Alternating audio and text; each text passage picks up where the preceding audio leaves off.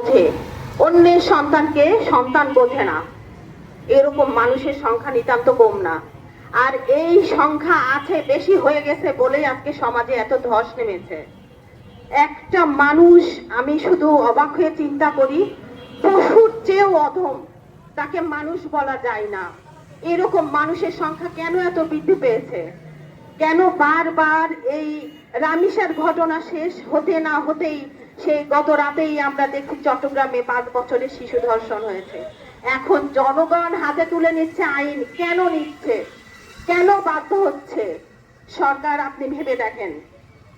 আমরা মব সন্ত্রাস বলি, এটা বলি, সেটা বলি, কেন হচ্ছে, কেন হয়েছে?